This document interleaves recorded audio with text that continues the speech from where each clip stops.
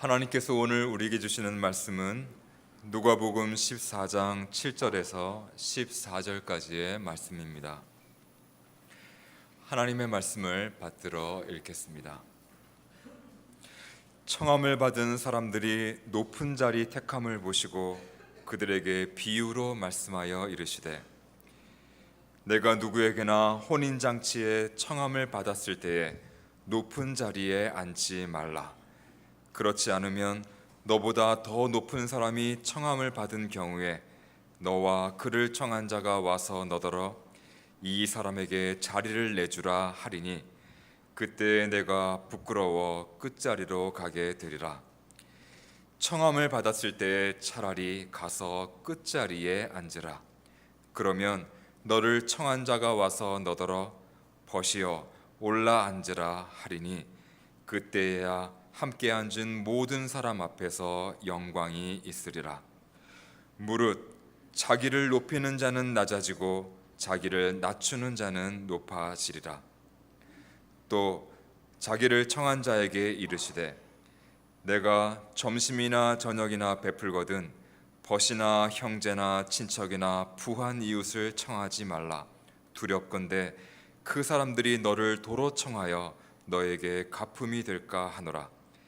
잔치를 베풀거든 차라리 가난한 자들과 몸 불편한 자들과 저는 자들과 맹인들을 청하라. 그리하면 그들이 갚을 것이 없으므로 내게 복이 되리니 이는 의인들의 부활 시에 내가 갚음을 받겠음이라 하시더라. 아멘. 우리 귀한 찬양으로 하나님께 영광을 돌리고 또 우리에게 기쁨을 준 찬양대를 위하여 우리 격려의 박수하겠습니다. 고맙습니다. 연주회장이나 스포츠 경기장을 가면 관람객에게 보기에 듣기에 최상의 자리가 있습니다. 음악이나 뮤지컬을 볼 때는 최상의 자리는 흔히 로얄석이라 해서 무대 바로 앞 중앙에 몇 줄을 로얄석이라 부릅니다. 스포츠 경기장에 가보면 선수들을 가까이 볼 수 있는 자리가 최상의 자리입니다. 권투 경기에서는 링 주위에, 그리고 농구와 배구 경기를 볼 때는 코트 주위에, 거기가 최상의 자리입니다. 야구장에서는 내야석 가운데서 포수 뒤편에 있는 중앙 좌석이 최상의 자리라 할 수 있습니다. 축구장이나 미식 축구장을 가면 최상의 자리는 하프라인 근처, 거기가 최상의 자리입니다. 이 자리에 가기 위해서는 비싼 표값을 주어야 그 자리에 앉을 수가 있습니다. 몇 년 전에 교역자들끼리 국가대표 친선 경기를 보러 간 적이 있습니다. 돈이 없는 관계로 제일 싼 표를 구해서 관중석에 갔더니만은 제일 꼭대기에 선수들 얼굴도 보이지 않고 등번호도 보이지 않는 자리였습니다. 그래도 좋은 점은 축구 선수들이 어떻게 축구 전술을 해서 축구를 하는지 4-3-3인지 4-4-2인지 볼 수가 있었습니다. 어쨌든 우리가 경기장이나 혹은 콘서트를 보러 가게 되면 거기에 좋은 자리가 분명히 있습니다. 예배당에서 예배를 드릴 때는 어떤 자리가 최상의 자리입니까? 어떤 분은 강단 가까이, 그래도 잘생긴 목사 얼굴 한 분이라도 볼 수 있는 그 자리가 최상의 자리일 수도 있고, 또 어떤 분들은 뒷좌석 혹은 2층 좌석이 자기에게는 최상의 자리가 될 겁니다. 멀리서, 가까이 하기에는 먼 당신이니까 멀리서 편안하게 내려다보면서 어쩌면 2층 좌석이 그분들에게는 최상의 자리일 겁니다. 어떤 마음과 어떤 자세를 가졌느냐에 따라서 거기에 최상의 자리가 분명히 있습니다. 예수님께서 오늘 누가복음 본문에서 자리 이야기를 교훈으로 하시고 있습니다. 무엇이 하나님의 사람들에게 최상의 자리인지를 가르쳐 주십니다. 오늘 누가복음 14장 1절을 보면 한 바리새인 지도자가 안식일에 예수님을 자기의 집에 식사 초대를 합니다. 그 집에는 함께 있는 많은 바리새인들이 예수님께서 안식일에 과연 병자를 고쳐주시는 일을 하실 것인지 엿보고 있었습니다. 그들이 엿보고 있음에도 불구하고 예수님은 14장 앞부분을 보면 수종병 걸린 남자를 치유해 주십니다. 생명을 구하고 선한 일들을 하는데 주님은 결코 안식일법을 두려워하지 않습니다. 끄리낌이 없이 안식일에 병자를 고쳐주십니다. 거기에 함께 있는 바리새인들, 초청받은 손님들이 그 잔치 자리에서 서로 높은 자리를 탐하는 것을 보면서 오늘 주님께서 그들에게 교훈합니다. 이 바리새인들은 어떤 사람들입니까? 평소에 자신들은 백성들의 지도자라고 생각을 하기 때문에 잔치에 가면 스스로 높은 자리에, 윗자리에 앉습니다. 해당 모임에도 높은 자리가 당연히 자신들이 차지해야 될 자리라고 생각을 하는 사람들입니다. 서로 높은 자리를 탐하는 이들의 모습을 보면서 주님께서 오늘 그들에게 무엇이 인생이 차지해야 할 최선의 또 최상의 자리인지를 교훈하고 있습니다. 어떤 자리가 최상의 자리입니까? 첫 번째는 최상의 자리는 스스로 겸손히 섬기는 그런 자리가 최상의 자리가 됩니다. 14장 7절 말씀을 보면 예수님께서 그들에게 교훈하실 때 혼인잔치의 이야기를 예로 들고 있습니다. 손님으로 청함을 받은 사람에게 말씀하시기를 청함을 받았을 때에 높은 자리, 명예로운 자리에 앉지 말라라고 말씀을 합니다. 나중에 더 높은 자리에 앉을 자격이 있는 사람이 오면 그 자리를 내어줘야 하니까 수치를 당할 일이 생기기 때문에 차라리 높은 자리에 앉지 말라라고 그들에게 말씀합니다. 당시 결혼잔치의 풍습은 혼주는 중앙에 앉습니다. 혼주 좌우에는 그 혼주와 가까이 온 친척이나 혹은 혼주가 생각할 때에 특별한 사람을 그의 좌우에 앉혔습니다. 혼주에게 특별한 사람들만 그 높은 자리를 차지할 수가 있습니다. 혼주가 생각하지 않는 어떤 사람이 갑자기 앉게 되면 결국은 혼주가 생각하는 특별한 사람이 오면 결국 자리를 내어주어야 됩니다. 우리가 이 자리를 차지하는 것은 어쩌면 오늘 세상에 자리 싸움의 이야기가 얼마나 많습니까? 사람들은 높은 자리를 차지하려는 마음이 명예심이 가득합니다. 그리고 그 높은 자리를 차지하고 나면 그 자리를 차지한 자신에 대한 프라이드와 만족감이 더하게 됩니다. 그리고 그 자리에 대해서 누가 자신에 대해서 부정한 이야기나 혹은 도전을 하게 되면 분노가 일어나게 됩니다. 자신을 방어하려는 방어 기제가 작동을 합니다. 최근에 교육부 고위 관료가 술자리에서 한 발언 때문에 많은 사람들이 분노했습니다. 그는 취중 발언이라고 변명을 하였지만 평소에 그가 고위 관료로서 일반 사람들에 대해서 어떤 생각을 가지고 있는지를 보여주는 하나의 발언이었습니다. 자리에 대한 자부심 혹은 이것이 결국은 많은 사람들에게 교만하게 행하고 교만하게 말하는 자리가 되지 않았습니까? 성경은 그래서 이 교만의 악에 대해서 경고합니다. 교만은 패망의 선봉이요 거만한 마음은 넘어짐의 앞잡이라. 하나님이 교만한 자를 물리치시고 겸손한 자에게 은혜를 주시느니라. 이 사람들이 자리를 차지하고 첫째가 되려는 그 마음이 하나님 앞에 교만의 악을 행하게 한다고 말씀하고 있습니다. 제 아들이 주님과 동고동락하면서 늘 주님 앞에서 자신이 얼마나 좋은 제자인지 큰 제자인지를 늘 다투는 일들이 있었습니다.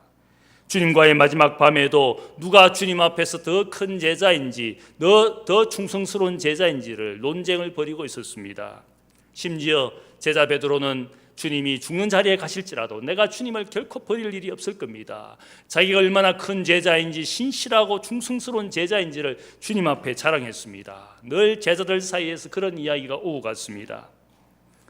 더 크고 더 앞서고 첫째가 되고자 하는 그것이 어쩌면 세상이 말하는 성공일 겁니다. 첫째가 되라. 어떤 사람은 말하기를 첫째 자리만이 승자이고 둘째 자리는 첫 번째 패자에 불과하다. 그렇게 말하면서 둘째도 필요 없고 오직 첫째가 되는 것만이 인생의 성공이라고 그렇게 사람들에게 성공을 가르쳐주고 있습니다.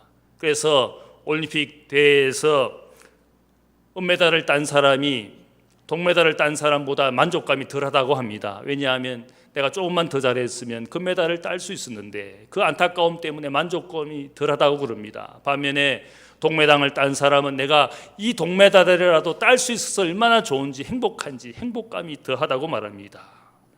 첫째에 대한 욕심 때문에 둘째 사람이 늘 좌절감과 만족감이 없는 겁니다. 그런데 오늘 말씀을 보면 예수님께서 이들을 향하여 11절 말씀하시기를 겸손에 대해서 이야기합니다. 무릇 자기를 높이는 자는 낮아지고 자기를 낮추는 자는 높아지리라.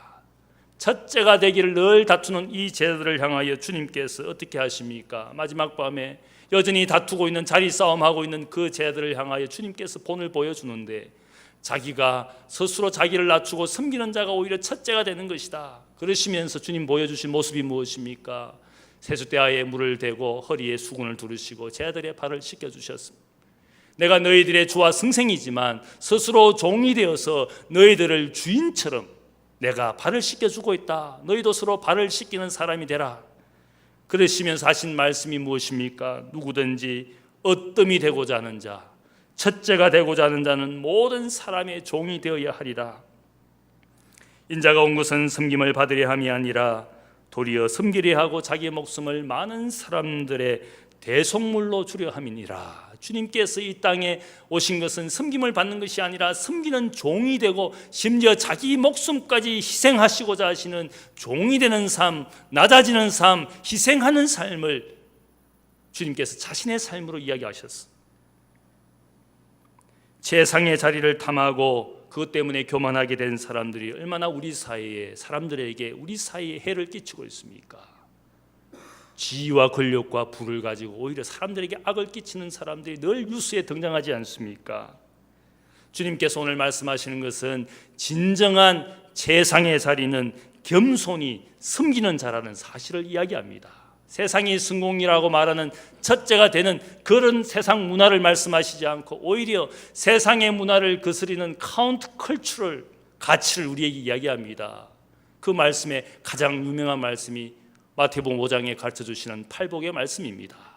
누가 참으로 복된 사람인가, 행복한 사람인가, 누가 진정으로 힘이 있는 사람인가? 아마 사람들이 첫째를 지향하는 이유가 무엇이겠습니까? 첫째가 되면 부와 명예가 따라오는 것이고 힘이 오는 것이다. 힘센 사람이 되고 혹은 명예가 높은 사람이 될 것이다. 그렇게 첫째를 지향하지 않습니까? 그런데 주님께서 우리에게 가르쳐주시는 가치는 그런 세상의 가치가 아닙니다. 팔복의 말씀을 보면 어떤 말씀이 나옵니까? 마음이 가난한 자는 복이 있나니 천국이 그들의 것임이라. 애통하는 자는 복이 있나니 그들이 위로를 받을 것임이라. 온유한 자는 복이 있나니 그들이 땅을 기업으로 받을 것임이라. 의에 줄이고 목마른 자는 복이 있나니 그들이 배부를 것임이라. 긍휼히 여기는 자는 복이 있나니 그들이 긍휼히 여김을 받을 것이라. 마음이 청결한 자는 복이 있나니 그들이 하나님을 볼 것이라. 화평케 하는 자는 복이 있나니 그들이 하나님의 아들이라 일컬음을 받을 것이라. 의를 위하여 고난을 받는 자는 복이 있나니 천국이 그들의 것임이라. 이 모든 8가지의 복이 이야기하는 것이 무엇입니까? 거기에는 첫째가 되고자 하는 사람들이 구하는 가치는 거기에 전혀 존재하지 않습니다. 여기에 보면 말째가 되기를 원하는 사람들만이 누릴 수 있는 가치였습니다. 거기에 복이 있고 거기에 진정한 내적 힘이 있음을 이야기합니다. 이 주님의 팔복은 결코 세상의 문화가 가르쳐주는 가치가 아닙니다. 오직 말째가 되기를 원하는 사람들, 그런 사람들에게 진정한 행복이 있고 부가 있다는 겁니다. 온유한 자가 땅을 차지합니다. 어떻게 온유한 자가 땅을 차지할 수가 있습니까? 온유한 자가 어떻게 부를 누릴 수가 있습니까? 놀라운 것은 주님은 온유한 자가, 마음이 청결한 자가, 혹은 긍휼히 여기는 자가, 마음 가난한 자, 겸손한 자가 천국이 그들의 것이 될 거라고 말씀합니다. 주님이 우리에게 말씀하시는 것은 말째가 되는 그 행복과 그 부를 우리에게 분명히 말씀합니다. 사람들이 여전히 오늘도 첫째가 되기 위하여 자리 싸움을 하고 있지 않습니까? 그러나 주님이 분명히 우리에게 말씀하시는 것은 겸손한 자, 스스로 낮추는 자가 결국은 복된 자다. 나는 겸손하고 온유하니 너희는 내게 와서 배우라. 겸손과 온유의 주님이 세상의 첫째가 되었습니다. 세상의 주인이 되시고 세상의 구세주가 된 것이지 않겠습니까? 세상에 오셔서 지위와 권력을 탐하는 메시아였다면 어떤 사람도 주님을 존경하지 않았을 겁니다. 그분이 끝없이 겸손하고 끝없이 온유하고 끝없이 낮아지신 그분 때문에 온 세상 사람들이 주님을 존경하고 인정하지 않습니까? 그러한 주님이 세상의 첫째가 되었습니다. 겸손히 섬기는 자리가 최상의 자리였습니다. 두 번째로 최상의 자리는 하나님의 기쁨이 되는 자리라 할 수 있습니다. 12절 말씀을 보면 주님께서 그 앉아있는 사람들 가운데서 특별히 말씀합니다. 예수님을 청한 집주인 바리새인 지도자에게 그를 향하여 말씀합니다. 너가 점심이나 저녁을 베풀 때에 친구나 형제 혹은 친척이나 부한 이웃을 청하지 말라. 두렵건대 그 사람들이 너를 도로 청하여 너에게 가품이 될까 하노라. 예수님께서 이 집주인에게 분명히 말씀했습니다. 집주인에게서 접대를 받고 나서 대갚을 능력이 있는 그의 친인척이나 혹은 동료, 부한 이웃을 그 집에 잔치에 참여하지 말고, 접대를 받고 나서도 대갚을 능력이 없는 가난한 이웃, 병자들 혹은 장애인들, 소외된 사람, 너에게 접대를 받고 대갚을 능력이 없는 그를 초청하여 섬기고 위로하는 것이 바로 잔치가 되어야 되고, 그것이 하나님의 기쁨이 되는 잔치라는 사실을 그 주인에게 알리고 있습니다. 사람들이 접대하는 사람들이 누구입니까? 자기에게 무언가 대갚아서 자신에게 이익이 될 만한 그런 사람들을 만나기를 원하고, 그런 사람들과 모임을 하기를 원하고, 그들 사람과 함께 이 세상을 살기를 원하지 않습니까? 그런데 오늘 말씀을 보면 이런 사람들도 그 잔치에 초대를 받았을 때 그게 만족하지 않고 더 높은 자리에 더 상승에 가려고 그들끼리 경쟁하고 다툼이 있었습니다. 더 가지려 하고 더 높아지려는 것이 끝없는 사람들의 욕심이었습니다. 더 가지려 하고 더 누리고 더 차지하려고 하는 그들만의 리그인 사람들이 거기에 가득했습니다. 이 잔치에 아무리 좋은 자리가 있다 할지라도 그 잔치 자리가 하나님 앞에 기쁨이 되지 못했습니다.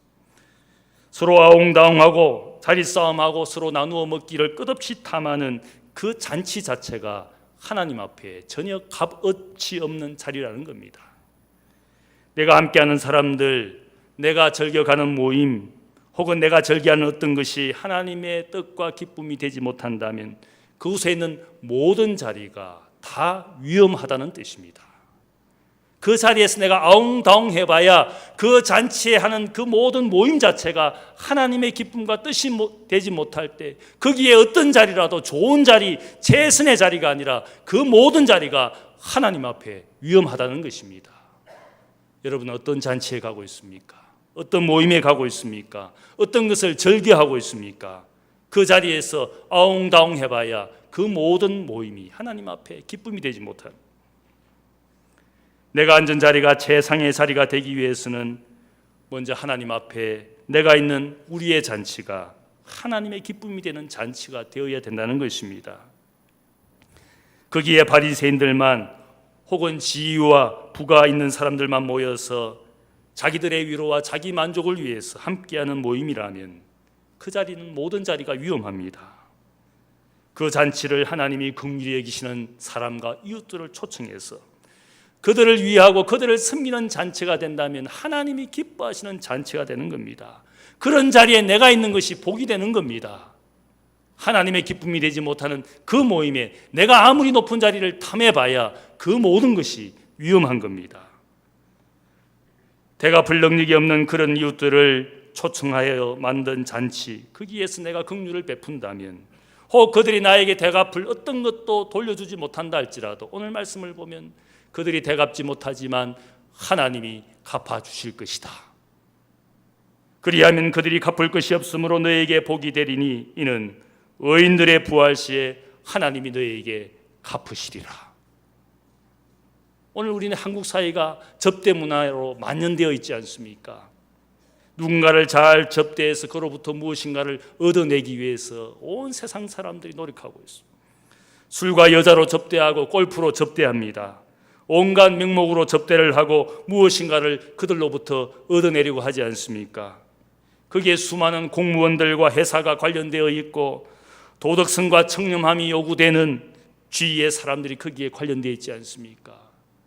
거기에 판사가 있고 검사가 있고 장관이 있고 고위직이 관련되어 있지 않습니까? 온 세상 사람들이 접대하고 접대를 받은 사람은 무엇인가?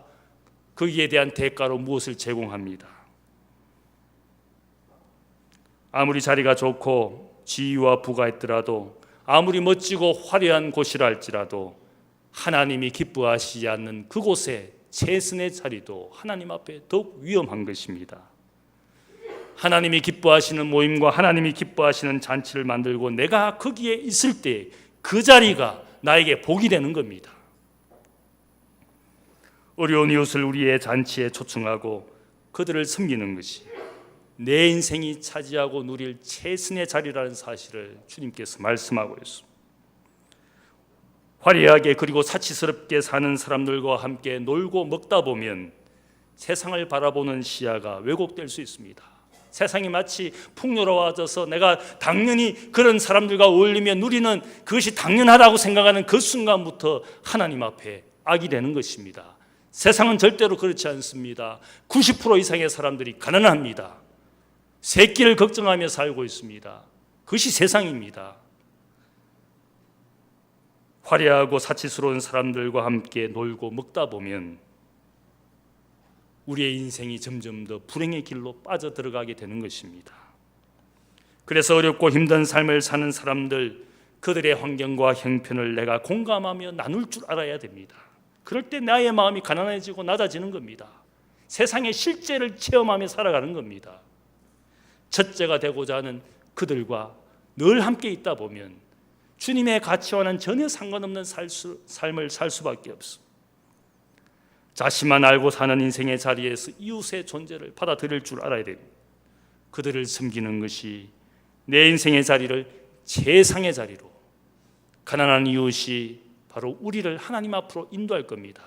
누가복음 16장에 보면 너의 불의한 재물로 친구를 사귀라. 그리하면 그 재물이 없어질 때 너를 영원한 처소로 예비하리라, 인도하리라. 내가 가진 것을 가지고 가난한 이웃을 섬기는 것이 내 내세의 삶을 결정할 수 있다라고 누가복음 16장이 우리에게 이야기합니다. 우리 어떤 인생을 살아야 되는지, 어떤 인생의 자리에서 살아가야 되는지, 무슨 자리가 최선의 자리인지 분명히 말씀하고 있습니다.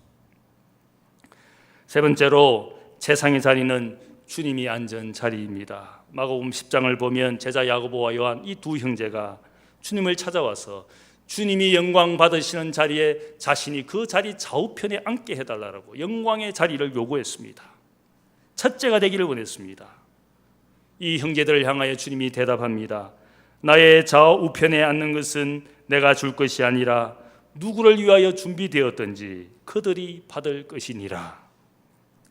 예수님은 자신이 받을 고난의 잔을 함께 마시고 자신이 받게 될 죽음의 세례를 함께 받는 사람이 주님의 좌우편 영광의 자리에 앉게 될 것이라고 말씀해 주었습니다. 야고보와 요한은 그것이 무슨 말씀인지는 알지 못했지만 후에 알았습니다. 제자 야고보는 주님처럼 순교의 피를 흘렸습니다. 제자 요한은 일생 동안 고난과 박해 가운데 살았습니다. 그들이 요구했던 영광의 자리는 주님처럼 고난받고 죽게 되었을 때 그들이 맛보게 되었습니다. 주님의 좌우편에 고난과 순교의 피를 흘린 그들에게 주님께서 영광의 자리를 주셨습니다. 우리 세상을 보면 세상도 혹은 교회를 보면 교회도 끊임없이 자리 싸움하고 있습니다. 세상 안에 얼마나 그런 갈등이 많습니까? 교회의 수많은 문제들이 결국 무엇입니까? 자리 싸움입니다. 자리를 지키려 하고 자리를 내어주지 않으려 하고 먼저 자기 자리라고 주장하는 수많은 사람들의 다툼이 오늘 교회도 세상도 가득하지 않습니까? 사도 바울은 늘 첫째가 되기를 원했던 사람입니다. 청년 시절에 율법에 대한 열심으로 수많은 교육과 철학을 통해서 훈련받은 이 사람은 늘 높아지기를 원했습니다. 자기가 생각할 때 잘못된 사람들, 그들을 경시하고 멸시했습니다. 기독교인들을 이단으로 생각하고 핍박을 했습니다. 그러나 그가 그 인생이 얼마나 하나님 앞에 악인지를 깨달았습니다. 자리 싸움하려고 먼저 데리고 했던 그의 인생이 얼마나 하나님 앞에 악인지를 깨달았습니다. 자신이 개척한 빌립보 교회가 또 자리 싸움을 하는 것을 보면서 그가 안타깝게 고민합니다. 빌립보서 2장 3절 말씀을 보면 아무 일에든지 다툼이나 허영으로 하지 말고 오직 겸손한 마음으로 각각 자기보다 남을 낮게 여기고 각각 자기 일을 돌아볼 뿐더러 또한 각각 다른 사람들의 일을 돌보아 나의 기쁨을 충만하게 하라. 너희 안에 이 마음을 품으라. 곧 그리스도 예수의 마음이니 그는 근본 하나님의 본체시나 하나님과 동등됨을 취할 것으로 여기지 아니하시고 오히려 자기를 비워 종의 형체를 가지사 사람들과 같이 되셨고 사람의 모양으로 나타나사 자기를 낮추시고 죽기까지 복종하셨으니 곧 십자가에 죽으심이라. 허영과 다툼으로 자리 싸움하고 있는 이 필립보 교회 교인들을 향하여 그리스도 예수의 마음을 가지라. 그분이 원래는 하나님의 자리에, 영광의 자리에 계신 분이지만 인간의 모양으로, 종의 모양으로 낮아지고 결국 섬기시다가 죽기까지 낮아지신 분이 우리 주님이고, 나는 그분 안에서 내 삶의 자리, 모든 그리스도인들도 그분의 모습에서 내 삶의 자리를, 자기 자리를 차지할 것을 이야기합니다. 여러분의 인생의 자리는 어디에 있습니까? 사도 바울은 첫째가 되기를 원했다가 주님을 만나면서 자기의 인생의 자리를 새롭게 발견했습니다. 주님의 모습과 주님의 삶을 자신의 마음에 새긴 바울이 고백합니다. 모든 성도 중에 지극히 작은 자보다 더 작은 나에게 이 은혜를 주신 것은 청량할 수 없는 그리스도의 풍성함을 이방인에게 전하게 하시고, 그의 인생의 자리를 어떻게 고백합니까? 어떤 성도들보다 지극히 작은 나에게 감당할 수 없는 이 은혜를 주신 것이다. 자기 자신을 주님처럼 낮추었습니다. 사도였고 복음의 위대한 능력자였지만 그 어떤 그리스도인들보다 자신이 지극히 작은 자라고 스스로 고백했습니다. 주님에게서 인생의 자리를 그가 차지했기 때문에 자신의 자리를 그가 알았습니다. 내가 더 작은 자다. 나는 사도 중에 가장 작은 자라. 나는 하나님의 교회를 박해하였으므로 사도라 칭함 받기를 감당치 못할 자니라. 그는 하나님 앞에서 영적인 대적으로 인생을 살았던 것을 그렇게 마음 아프게 생각했어. 사도라고 칭함을 받을 자격이 없는 사람이라고 스스로를 낮추었어. 나는 죄인 중에 개순이라. 하나님 앞에 어떤 죄인보다 더 나쁜 죄인이라고 그가 고백했어. 여러분의 삶의 자리가 어디에 있습니까? 사도 바울은 예수 밖에 살던 자기 자리, 옛사람을 버리고 새로운 자기 자리를 찾았습니다. 무엇이든지 내게 유익하던 것을 예수 그리스도를 위하여 해로 여길 뿐더러 또한 모든 것을 해로 여기면 내 주 그리스도 예수를 아는 지식이 가상고상하기 때문이라. 내가 그를 위하여 모든 것을 잃어버리고 배설물로 여기면 그리스도를 얻고 그 안에서 발견되려 함이라. 예수 밖에 살던 자기 인생의 자리를 그토록 후회했습니다. 첫째가 되고자 했던 것이 얼마나 하나님 앞에 악인지를 그가 깨달았습니다. 예수 안에서 새로운 자기를 발견했습니다. 예수 안에서 인생이 가야 될 삶의 자리를 그가 발견했습니다. 예수 안에서 새롭게 발견되고 예수 밖에 있는 모든 인생의 것을 해로 배설물로 그가 여겼습니다. 오늘 교회 안에 여전히 예수 밖에 사는 분들이 얼마나 많습니까? 끝없는 자리 싸움, 끝없는 자기 주장. 사도 바울은 자신이 예수 밖에 살던 모든 것을 배설물로 여겼습니다. 예수님을 보니까 자기의 삶의 자리를 발견할 수가 있어. 자신이 차지하려고 했던 그 자리는 최악의 자리였고 주님이 만들어주신 자리가 인생의 최선의 자리였습니다. 그것은 자신을 비우고 자신을 낮추고 자신을 희생하는 자리였습니다. 2차 세계대전 때의 이야기입니다. 폴란드의 가톨릭 신부였던 맥시밀리안 콜베라는 신부가 있었습니다. 그분은 나치 정권을 인정하지 않았기 때문에 결국은 아우슈비츠 수용소에 감금당하게 되었습니다. 이 콜베 신부는 수용 생활에서도 늘 동료 수용된 사람들에게 저 나치 정권의 사람들을 용서하고 그들을 위하여 기도해 주어야 된다고 늘 이야기했습니다. 수용소 생활을 하면서도 언제나 자기 양식을 더 배고픈 사람들에게 나누어 주었습니다. 자신이 비록 아프더라도 다른 모든 환자가 먼저 병을 치료받도록 양보하고 또 양보했습니다. 어느 날 콜베 신부가 있는 수용소 구역에서 한 명의 탈출자가 생겼습니다. 그래서 수용소 소장은 모든 수용된 사람들을 운동장에 모으고는 하루 종일 물 한 모금 주지 않고 떼약볕에 세워놓았습니다. 결국 탈옥자를 잡을 수 없게 되자 이 수용소 소장이 이 사람들 중에 10명을 호명해서 굶어 죽도록 뽐보기를 보여주기 위해서 10명을 호명했습니다. 그때 10명 중에 한 사람이 호명되었는데 그 사람은 폴란드 병사였습니다.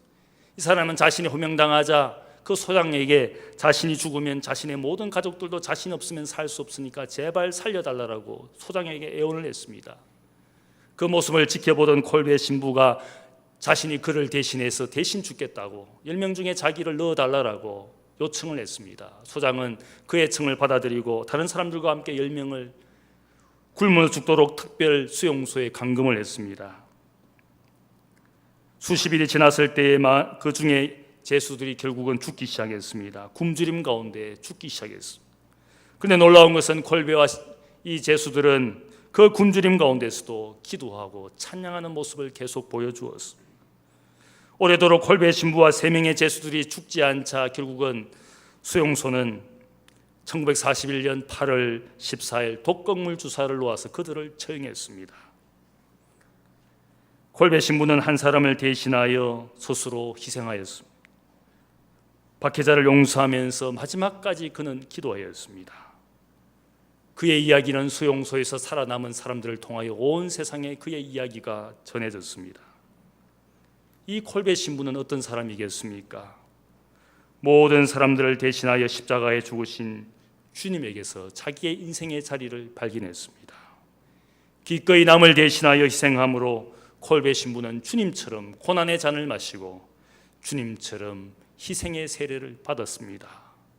그가 차지한 자리가 어디겠습니까? 주님과 함께 영광의 자리.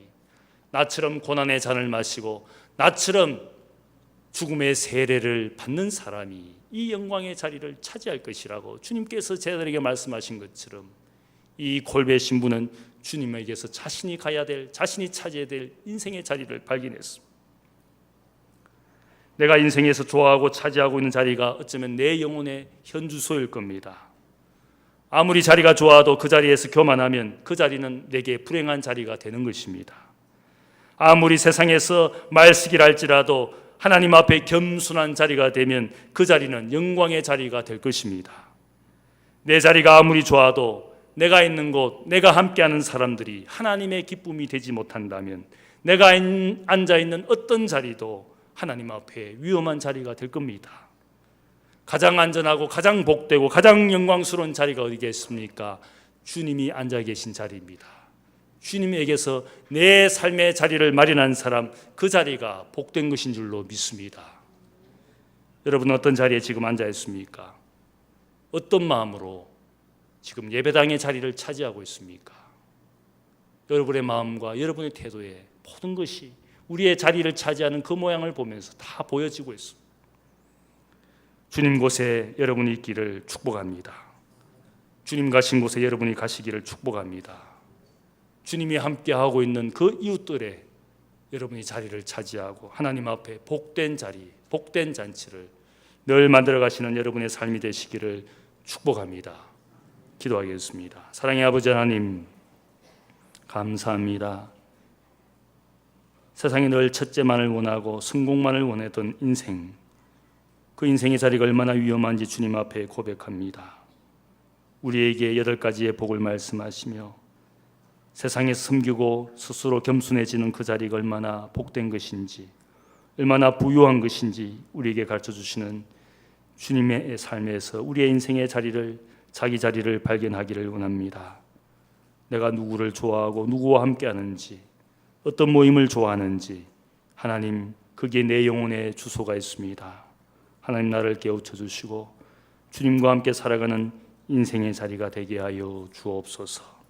감사하며 예수님의 이름으로 기도하옵나이다. 아멘.